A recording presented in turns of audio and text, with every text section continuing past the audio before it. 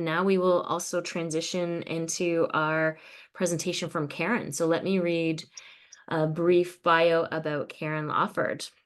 And we'll put the poster back up so you can see that Karen is going to speak to us today. And her talk is entitled Bringing Our Babies from the Stars, Returning to Indigenous Midwifery. So Dr. Karen Lawford is an Anishinaabe midwife from, I'm learning how to say this name, Karen, Namegosibiing, Trout Lake, Lac Seul First Nation Treaty 3. Did I get it right? Close? Really, really close. Okay, Really okay, I will practice. Yeah. And is also an associate professor in the midwifery education program in the Department of Obstetrics and Gynecology at McMaster and a registered midwife in Ontario. She is a health systems researcher who focuses on comprehensive gender inclusive sexual and reproductive health and care for Indigenous peoples. Welcome, Karen. We will stop sharing our poster and let you get your slides loaded. And we look forward to hearing your talk today. I'll just give you feedback once you've got it up to let you know that we can see it okay. Let me just make that a little bit. Thank you. Yeah, it looks great. Okay.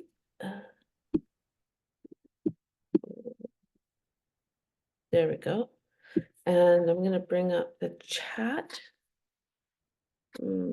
I don't think I can see the chat or the Q&A when it's in session. Okay, if we'll wait and do them at the end and I can read them out. Okay, thank you. And can you remind me how many minutes I have? I think you could take about 30 to, yeah, 30, and then we'll do questions. Okay, so I'm going to set a little timer. I don't think I'll take that much time. Again, if there's people or questions from the previous presentation, those can also be addressed. Thank you. What I heard from the previous presentation, based on like we need marketing, is change takes a team. And that's so beautiful. It's so beautiful that we need each other. Sorry, I'm just adjusting my desk because I saw the sunlight made me look like I was a ghost. A strange little spiritual demon maybe. But so I'm just jittering around still on my desk. So bringing our babies from the stars, returning to Indigenous midwifery. And I did put a link. I'm obviously part of McMaster University. I did put a link there if you're curious to our website, my team's website, Returning Care and Health Home and Indigenous Health Commitment. So you do get to know about me because what I'm telling you, I do qualitative research, so a little bit different than the previous, related, but a different approach. And I do think it is important that I share who I am because it does impact what you think about me and how that is, you decide to trust the information I'm sharing with you.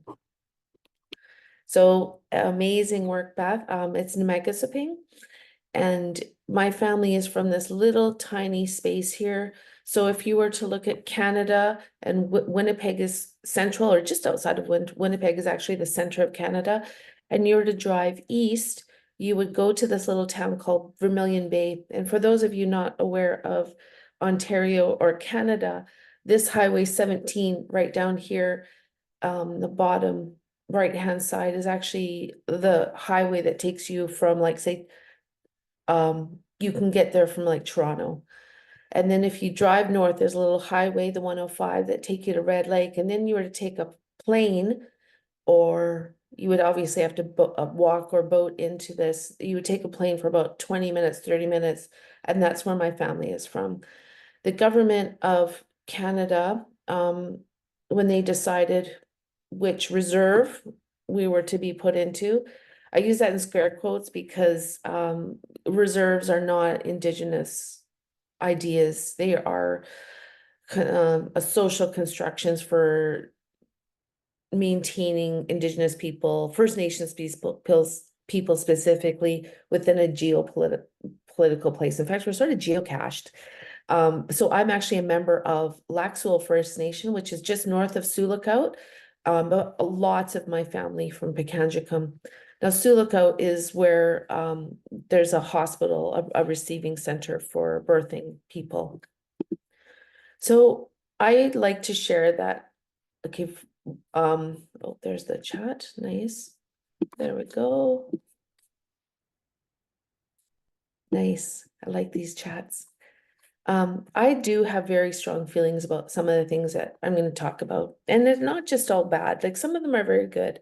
Like when Ginny and Abigail were talking and talked about, we marketing, I'm like, we need everybody. And it is so beautiful. It's so beautiful to be part of something that, we can work together with. So you may notice a change in my tone. Like right now, I'm feeling a bit emotional when I think about all the helpers in the world. Some of these are very difficult for me to talk about because they're hard things to think about. And I bring them forward so that I really want people to know some of the things that, Indigenous people have experienced or are experiencing. And this was to the benefit of Canada and Canadians.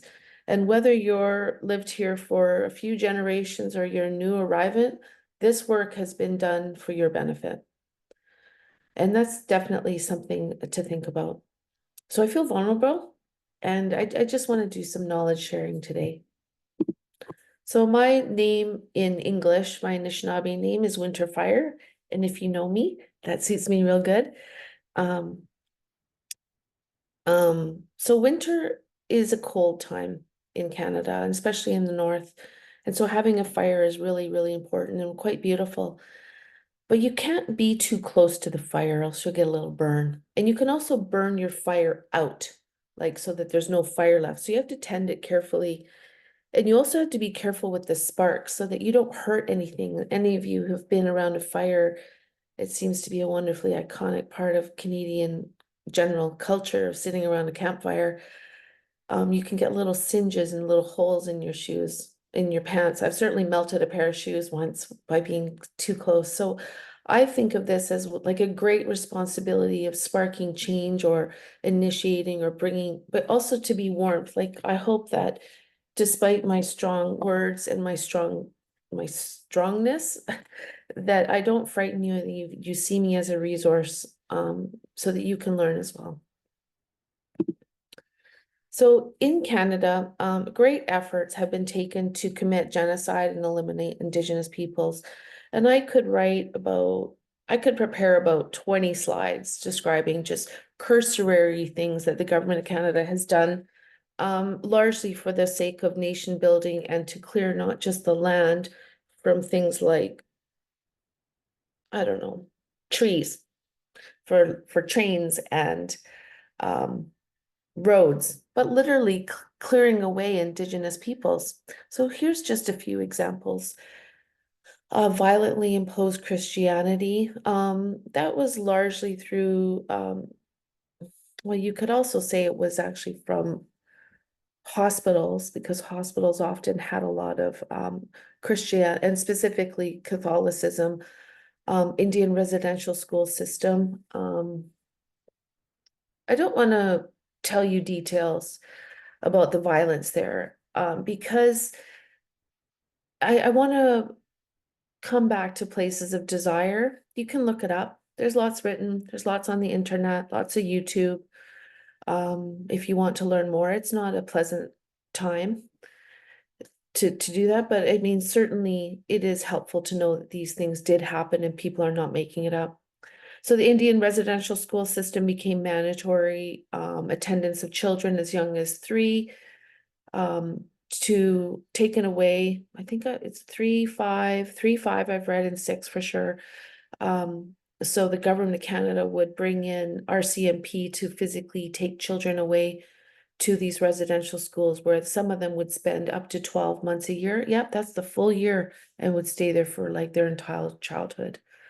Nutrition experiments in these residential schools happened.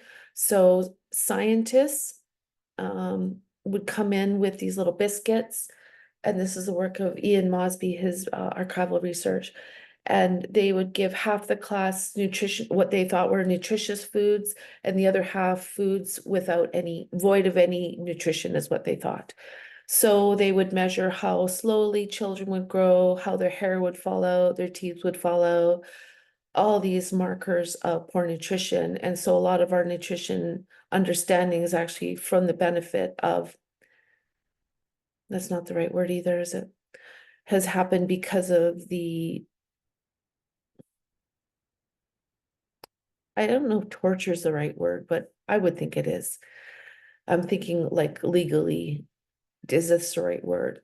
Of children. And my stepfather actually went through these nutrition experiments. So torture of children in the name of science, that was another great contribution to, that was sarcasm, I apologize. Electric chairs for children, this is just very hard for me to talk about. So one of my friends actually has was in one of those electric chairs, and she is constantly and so she was a child, like the children were like 6, and scientists and Indian agents and Catholic priests and nurse and nuns would put children into these electric chairs to see how much they could withstand electricity. And one of my friends actually went through this. The 60 scoop and millennial scoop. So taking Indigenous children from their parents when they were, say, traveling for birth, selling them. There's ads where you can look up in newspapers about adopting this cute little Indian child with a little doll, and she's so docile. Yeah, because she's scared, stiff. And so you see the trafficking of Indigenous children. It's not just within Canada and North America, but globally. Forced and coercive sterilization. This is something that was brought into the academic literature by Karen Stout, who has written a book. Sorry, this is very hard for me. I can't even remember titles. Like it's because this is something that you think, oh, that happened then. It didn't happen then. It's happening now. And I am constantly surprised with the numbers of people who are coming forward to Yvonne Boyer's office. She's a senator who's putting forward legislation to criminalize forced and coercive sterilization. So you think the numbers might be like 1,200, or maybe that's too much, but it's something like 12,000 people have come forward to her office. Children as young as 8 are having IUDs inserted because they're in, let's say, foster care environments where they're being, I should have had a really huge trigger warning on this slide, sorry. Where children as young as 8 are being sexually assaulted, raped by pedophiles who are providing care for them. So instead of managing that, they're given IUDs. We know, of course, of forced and coercive sterilization happening now by a physician in the Northwest Territories who was thought to have been very supportive of midwifery, and in fact was in the OR, and the nurses and anesthetists and the patient, I believe, did all agree that in fact this sterilization happened without consent. And I don't think he thinks he did anything wrong. Theft of intellectual property is ongoing.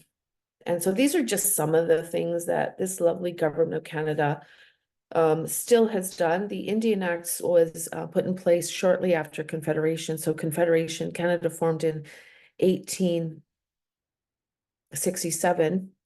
And then in 1876, the Indian Act was formed, this big omnibus legislation, and it is still in place today. It has rarely changed at all, like tiddly bits of it. And this is something the government of Canada itself has said has not changed. So this isn't Karen Lawford talking. This is Karen Lawford speaking, recounting what the government of Canada itself has said. And I really do want to thank, well, that is a little bit weird, Beth's land acknowledgement, because it was also a commitment statement, and I really appreciate that. And concepts of truth before reconciliation. And I could go on and talk about the negativity that I just did in the previous slide, but that is actually exhausting for me. But I do want to share some beautiful truths, is that Indigenous peoples are foundationally relational. Our identities stem from relationships with, I'm just looking at like tulips, with the trees, with water, not just with humans, but with animals, and not just our pets, but those that we eat. For example, if you eat meat. So I have relations with, for me, cows, sheep, lambs, moose, caribou, fish, shrimp. That's my relations, and I really do want to honor those. And Indigenous people know our relations through water. So how does water move? So one of the really interesting things, if you could just recall, and there's going to be another slide, I'll point to it, is how Indigenous people are related through water, and it's through our movement through water. So some of you may know Carol Cucci. She's a Anishinaabe midwife, elder midwife in Nipissing First Nation by North Bay. And you saw how far north my community is, and you think, well, it's Ontario, our peoples must be related.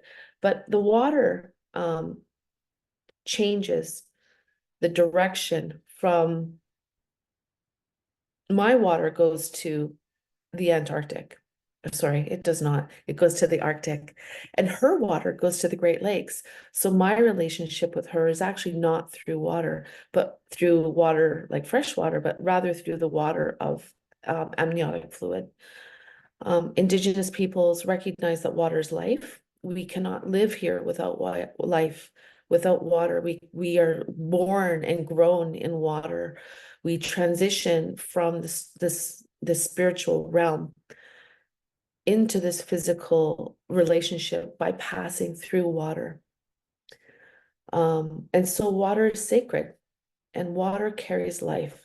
There's no such thing unless you were to distill water and collect that distilled water. All water has life in it. And in fact, we put things in our water, for example, chlorine, to kill things in water so that we can drink it in a way that's safe for, millions of people through our water systems as contemporary humans. And Indigenous peoples deserve to thrive. This is the truth. And also we are from the stars. And so we are star beings. And I think about this in the most beautiful way because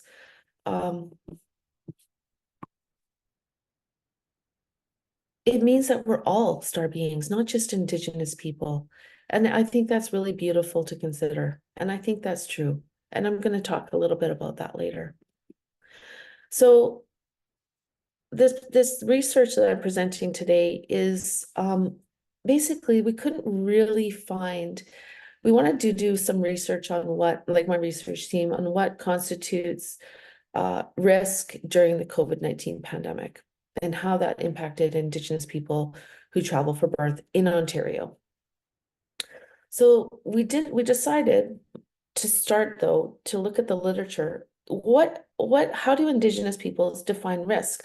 What's out there so that we can build on it? And there is a big disconnect between Indigenous peoples' concepts of risk and Euro-Canadian concepts of risk. So the take-home message is there's a difference. So one, I do need to talk a little bit about evacuation for birth. I'm sorry I can't see who's on. I'm not able to see who's here, but traveling for birth, being evacuated, being flown out, confinement is actually a federal health policy that anyone who's working on reserves has to do. They have to do the action of evacuating people from their homes and communities reserves to a southern location. And it's always southern. It's never north. So it is forced and enforced. I was at a session. Oh, let's see how much time I have. 13 minutes left. I was at a session in Ottawa talking at some big event about cultural safety and maternity care, and the physician was sitting next to me, and he proudly told me that he called the police on someone who wouldn't travel for birth. So in handcuffs, she went onto that plane. And I thought that was just this story. Like I thought, okay, that's an outlier. And I said this to someone maybe a month ago, and she had the same experience. She wasn't handcuffed, but the police were going to be called if she did not get on that plane. So one of the things, and this third point, 1, 2, 3, 4 point about midwives not working for the federal government is because of some of the Treasury Board guidelines that actually does not list midwives as someone they can hire. So midwives can work on reserve, like Carol's practice is on reserve, but they don't work for the federal government.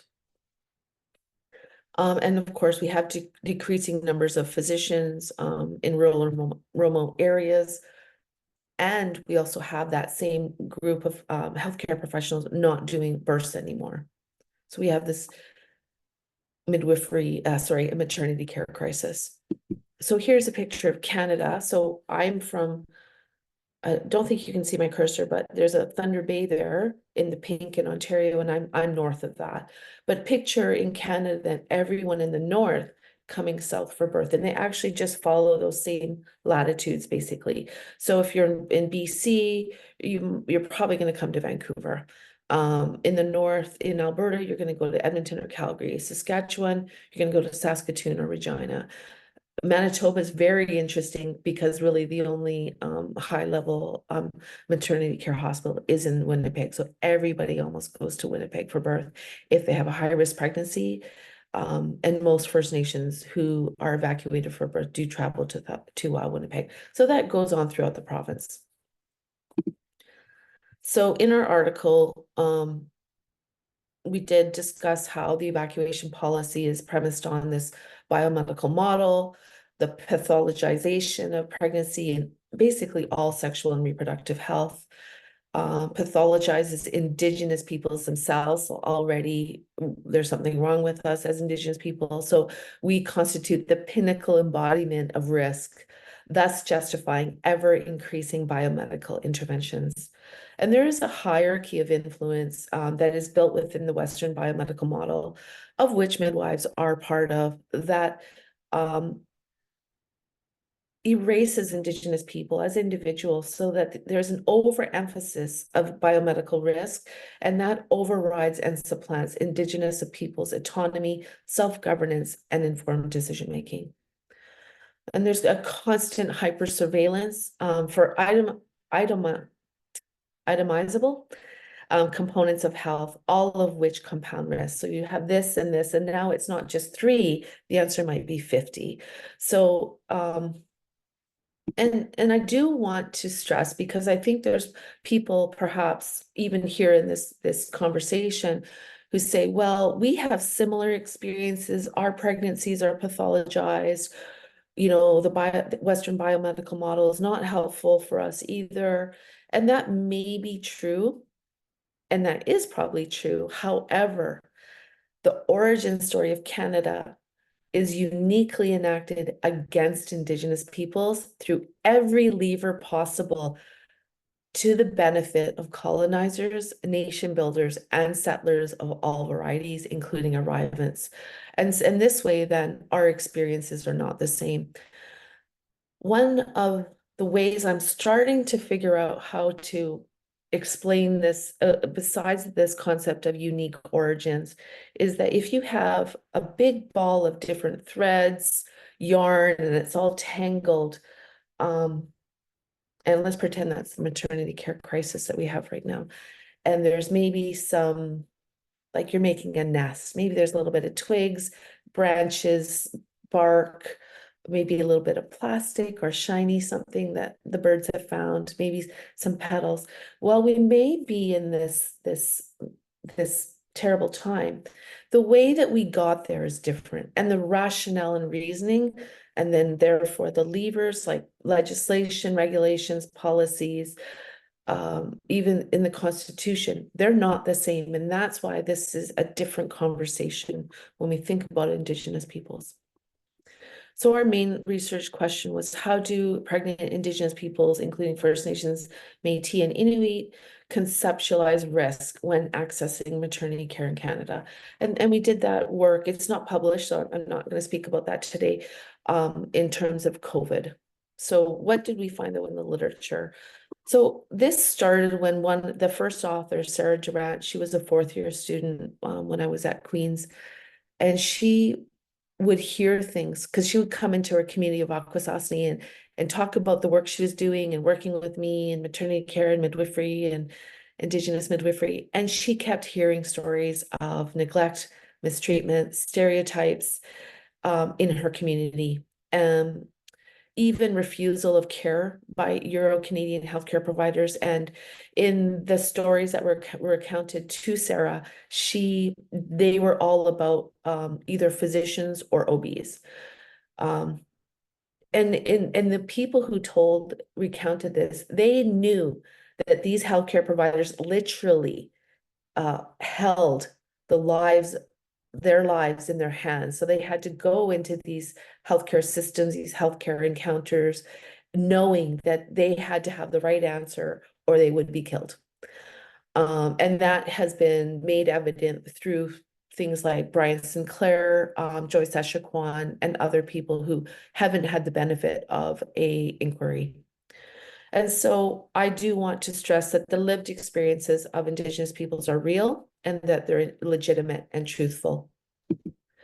So we focused on Indigenous holism as like a founding theory that had to align with our methodology and our method. And I think Indigenous holism could be a theory and methodology. So it's about the individual community environment and interconnection. And again, this is about relationality. I have 5 minutes left. It attends to the spiritual, emotional processes, and it is about the circle teaching. Some of you may know this, and Pimatisawin. I'm not going to read this because it is in the article, and it's also, I'm going to share the slides with you just to really about just a bit more detail. I think it's really well written, and not because I wrote it. The students led this work. So we did critical interpretive synthesis, and from there went through journal articles, anything online that we could find open access, including gray literature. So there were 6 determinations of quality to assess the journal articles, and I think it's pretty obvious. One of the ones at number 6, though, is were Indigenous peoples involved in the data collection and determining the presentation of knowledge. And so we had 28 articles. And from the 28 articles, we found, after doing a reflexive thematic analysis, is that these are the items related to what constitutes risk to answer our research question. And so colonialism, racism and basic health needs like housing, think of the determinants of health, racist and sexist stereotyping. Oh, you're an Indigenous person who's pregnant, or you're an Indigenous woman particularly, so you must be basically a slut and you should have your child taken away from you. These, or you're a drug user. A lot of drug use, strangely, perceptions of drug use and not drug use that like, it was very strange to read. And it's like, really, people are still thinking this, okay? Inaccurate statistics and research models. This one's very interesting. So recently, a colleague and I were asked to do a scoping review by the government of Canada about maternity, prenatal indicators? No, infant child health indicators for Indigenous people. And we said, no, we're not doing that because the research models themselves are inaccurate. And so are the statistics. So racism informs, of course, healthcare policymaking. There are risks about leaving community, and certainly there are risks about catching COVID during the COVID. So that was the hard stuff. Let's get through this. So bringing our babies from the stars, really framing this frames, I believe, right now today, this to me is Indigenous people are relational. Kinship is foundationally important to Indigenous peoples across the world, and we bring our babies from the stars. And I wish that I could sit with every single one of you and just sit with this idea of how then, maybe sacred's not the word you're comfortable with, but monumentally important and special we each are and as together. And I wish we could just sit with this. I can't see a chat because we don't have a chat for everybody set up on the Zoom. But this image right here is, so it's a diffused orange image. It's actually blue. There's green light. Maybe people in the panel and the host, because I can see their chat. What do you think this is? And I'm not gonna, I'm just curious. I probably won't read it out. But if you were to see this, this is an image of something in all of our lives.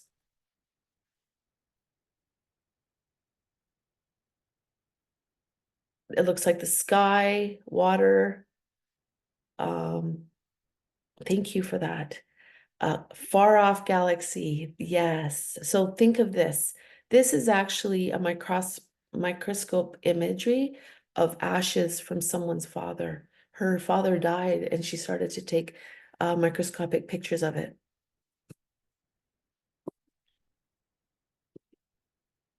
Because this is a picture of from NASA of a galaxy. It's not the same. I mean, pictures are also colorized based on what they think the wavelengths are out there.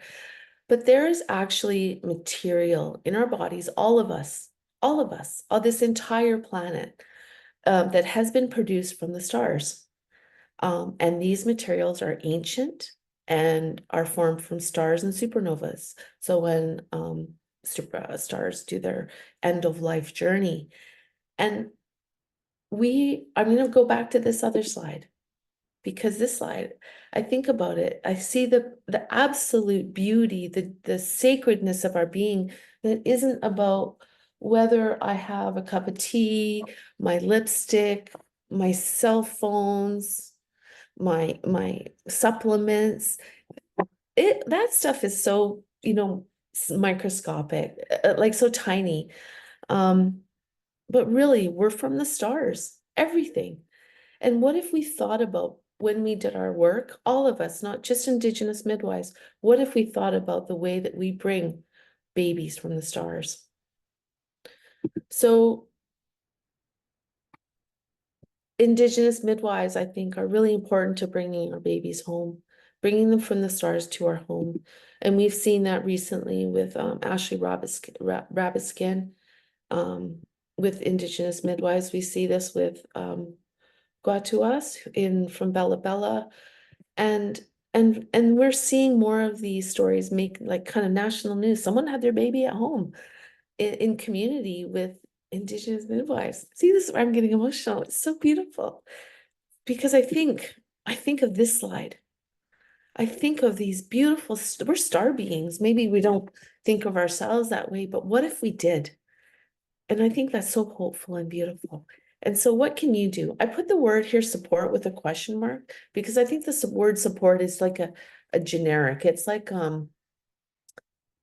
let's have some food. What's the details that we want to add in there? And also what can we each do? Either individually as like maybe a practice group, as researchers, as healthcare workers within a specific systems. Support, I don't know what does support mean. Support, does that mean provide housing to? I don't know, and I don't have to know. I think that's all of our work is to figure out, because Ginny and Abigail said previously, change takes a team. So I'm just gonna leave this here. I don't just can we have like 10 seconds just looking at this, and then I'll stop sharing.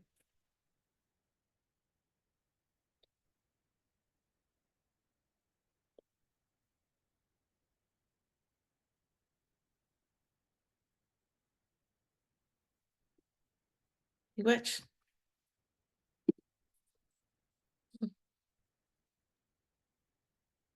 Thank you, Karen. That was beautiful. It is a beautiful image to pause on as well. So thank you for sharing that and for sharing your vulnerability and some really hard issues with us today.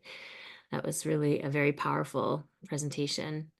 Thank And you. there's already some words of gratitude in the Q&A box. Tonya is really thankful for this and mentioned that there was a whole talk on CBC about us coming from stars. Yeah.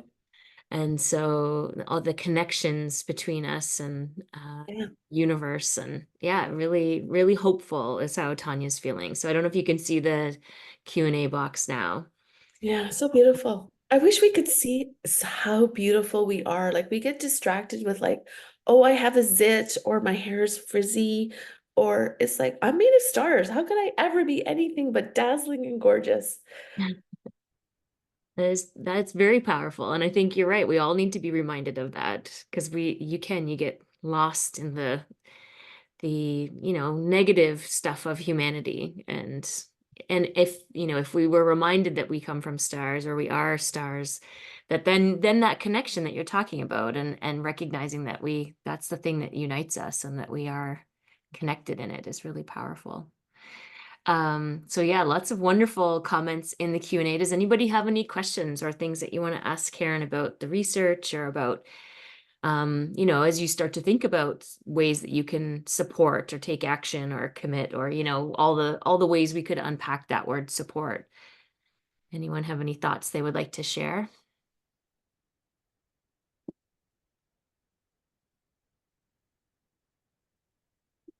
Ginny. Um, Karen, thank you so much for that presentation. It's so thought-provoking, and I love the word hopeful. And so I was kind of thinking, as a researcher, how do you see taking those conceptualizations of risk forward into how we work with Indigenous childbearing people? Um, you know, where do you see that work going? Can we change risk assessment?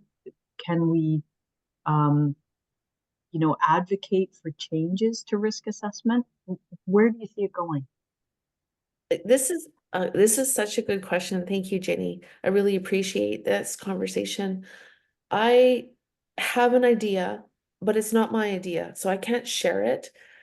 It's actually from a Maori student midwife because I want to spend as much time as I can in New Zealand working with Maori alongside Maori midwives and student midwives. And a student midwife came up with an idea. I need to work with her though to share it because it's not mine to share. And unfortunately, because of things like the theft of intellectual property, if I share it today, it could get stolen from the student. And if she gave me permission to share it, that'd be different, but I haven't yet. But I do think that we need to think about what is risk. And I think that midwives, and I think actually all care providers, like the more that I know, because midwifery at McMaster is actually sort of situated. I'm going to say this because the universities are very hierarchical. It's just the word, but it has a lot of meaning. Midwifery is actually situated underneath obstetrics and gynecology. So I've had a lot of uh, really good conversations with a lot of OBs and student OBs, and they're not happy either. And they're not happy, like I don't mean happy like joyful because their kid got, a home run at soccer practice or baseball the other day, mixing sports. But I think that we need to really, I wish we had enough time to ask all healthcare providers, why is this a risk? How do we understand risk? And are we thinking about other risks from the patient perspective? I'm going to talk like a clinician right now. So how do patients describe their risk? Because I've had somebody, I did not practice midwifery long, like 2.5 years. And I had someone who had 3 sections and she didn't think she was at risk for anything. Okay. And that's like hurts my brain because I'm like, what? Okay, so can we have a hospital birth? You know? So we do have, and I think that we're uncomfortable talking generally in our society about risk, things that are dangerous, because we want to manage them. But I think that's like a response to trauma. I think that's a really unhealthy response to constant trauma. I think that and I worry about that. I worry about the health, the mental health, the psychological health of healthcare providers, because it cannot be fun as, let's say, a perinatologist walking into a room and knowing they're only there for one reason, right? And so I wish we all spent a bit more time, because is there an opposite to risk?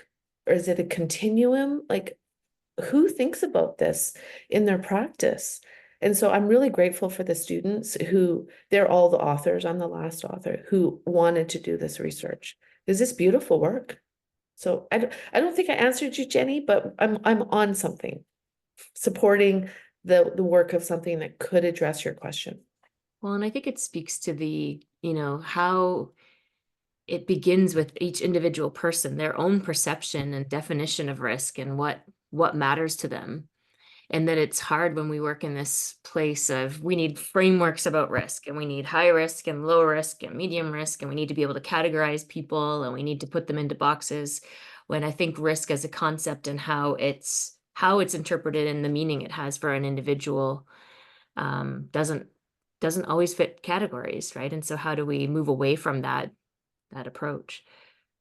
Yeah, but when you're on the floor with how many every bed is full. Hmm. And everybody decides to have their baby all at once.